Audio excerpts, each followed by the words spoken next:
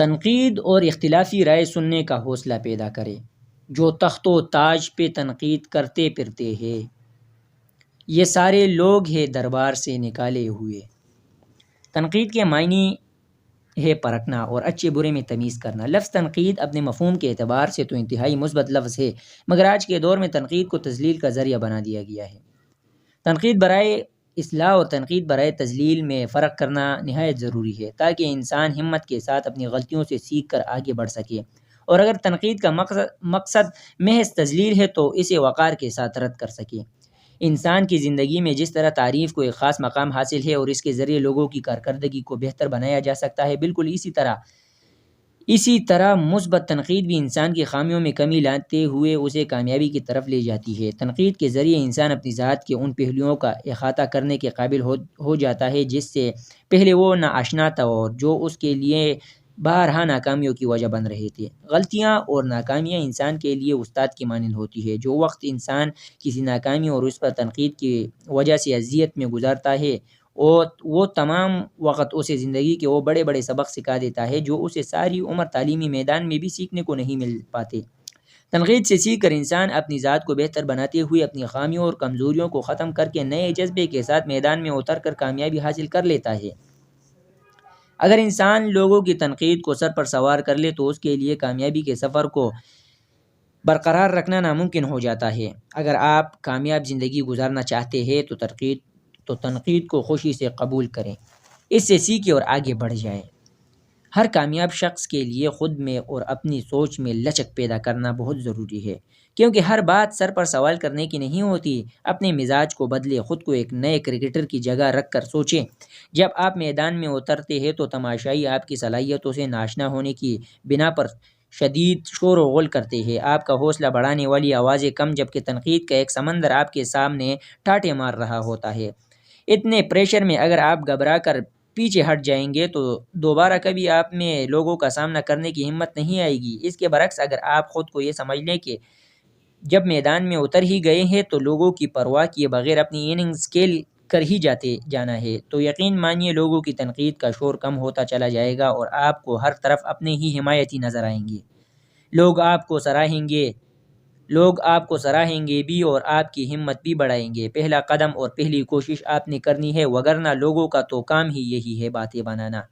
آپ تماشائیوں کو خاموش نہیں کروا سکتے، تنقید کو ختم نہیں کروا سکتے، مگر آپ کی کامیابی انہیں ایک دن آپ کا ساتھ دینے پر مجبور ضرور کر دے گی۔ اس لیے تنقید کو کھلے دل کے ساتھ قبول کرنا سیکھیں۔ ہمارے معاشرے کا ایک عام مزاج ہے کہ یہاں کامیابی کا خواب دیکھنے والے کو اپنے ارد گرد مشکلات بہت زیادہ لگتی ہے۔ یہ خیال کسی حد تک بالکل صحیح بھی ہے۔ عموماً لوگ اپنے کام کے بجائے نوکری کو ترجیح دیتے ہیں۔ ہمارے ہاں لوگوں میں کامیابی کا مزاج نہیں، نوکری کا مزاج پایا جاتا ہے۔ آپ اگر کبھی اپنے ملنے جلنے والوں میں یا اپنے تعلیمی ادارے میں لوگوں سے یہ سوال کریں کہ وہ زندگی میں کیا کرنا چاہتے ہیں تو آپ کو 95% افراد یہی کہتے ہوئے ملیں گے کہ بس ڈگری ہو اور اس کے بعد 5 سے 9 بجے تک کی کوئی سرکاری نوکری مل جائے تو زندگی کا مزہ آ جائے۔ شاید ہی کوئی اکا دکا افراد ایسے ملے جو آپ سے نوکری سے ہٹ کر اپنا کاروبار شروع کرنے یا کسی برانڈ کو لانچ کرنے کی بات کریں۔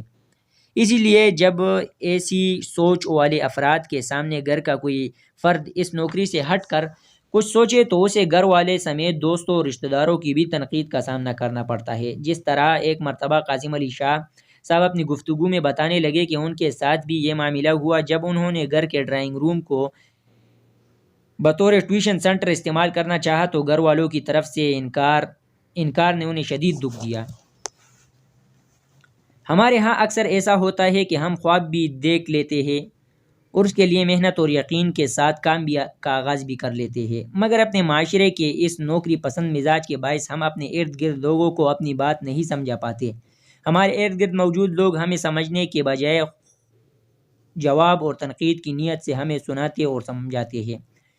ایسے وقت میں عموماً کوئی رشتہ دار ہمارے گھر والوں کو ہماری نوکری کے حوالے سے بار بار اکساتا رہتا ہے کہ یہ تو اپنا وقت ضائع کر رہا ہے، آپ لوگ ہی ہوش کے ناخن لے کر اسے کسی نوکری پر لگوا دے۔ ایسے وقت میں اگر آپ صبر اور محنت کا دامن تام کر اپنے مقصد کی طرف بڑھتے رہے تو ایک دن یہی تنقید کرنے والے افراد آپ کے خصوصیات بیان کرتے نہیں تھکیں گے۔ ان افراد کو ان افراد کو یقین ہی نہیں ہو پائے گا کہ آپ کامیاب ہو کیسے سکتے ہیں۔ کامیاب افراد کا یہ شیوا ہوتا ہے کہ وہ لوگوں کی باتوں کو کھلے دل سے قبول کرتے ہوئے تنقید کو اصلاح کے لیے استعمال کرتے ہیں، اور غیر ضروری تنقید پر کان دہرانے کے بجائے اسے وقار سے نظر انداز کرتے چلے جاتے ہیں۔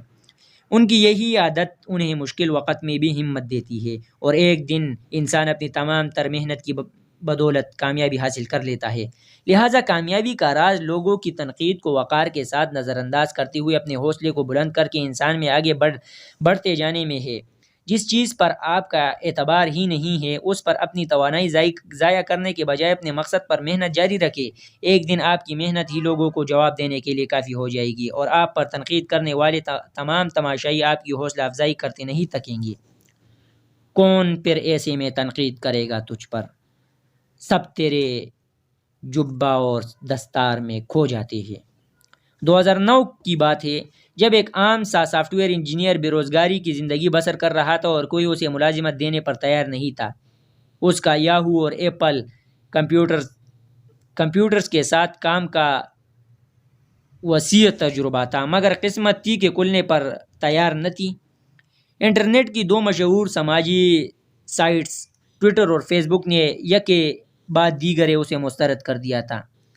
جب اس نے محسوس کیا کہ اسے کسی کمپنی میں ملازمت ملنے کا امکان نہیں ہے تو اس نے یاہو میں کام کرنے والے ایک دوست جان کون کے ساتھ مل کر ایک ایسی ایپلیکیشن تخلیق کی جس نے میسج کی دنیا میں انقلاب برپا کر دیا۔ تھوڑے ہی عرصے میں صارفین کی بڑی تعداد اس ایپلیکیشن سے وابستہ ہو گئی، اور برائن ایکٹن جس نے اسمارٹ فون دنیا کی مشہور ایپلیکیشن واٹس ایپ بنائی، آج کامیابی کے ریکارڈ بناتا کامیابی کے ساتھ زندگی میں آگے بڑھتا چلا جا رہا ہے۔ اس کی تخلیق شدہ ایپ آج اسمارٹ فون کا ایک لازمی جز بن چکی ہے۔ واٹس ایپ کی مقبولیت کو دیکھ کر فیس بک نے بھی بالآخر 2014 میں $19 بلین کے عوض اس کا سودا کیا۔ اس طرح ایکٹن $8.3 بلین کا مالک بن گیا۔ 2009 میں جب اسے فیس بک نے مسترد کیا تو اس کی 13 اگست کی ٹویٹ ان الفاظ پر مشتمل تھی: فیس بک نے مجھے مسترد کر دیا۔ یہ اچھے لوگوں سے رابطہ کرنے کا ایک اور موقع ہے۔ میں زندگی کے اگلے ایڈونچر کے لیے تیار ہوں۔ اور جب ٹویٹر نے بھی ملازمت دینے سے انکار کیا تو انہوں نے مئی 2009 میں لکھا: میں ٹویٹر کے ہیڈ کوارٹر کی طرف سے مسترد کیا گیا۔ کوئی بات نہیں، ہمیں اب طویل سفر کرنا ہوگا۔ پھر بالآخر اس نے ایڈونچر کو اپنی اعلیٰ ہمتی اور مسلسل محنت سے کامیاب کر دکھایا۔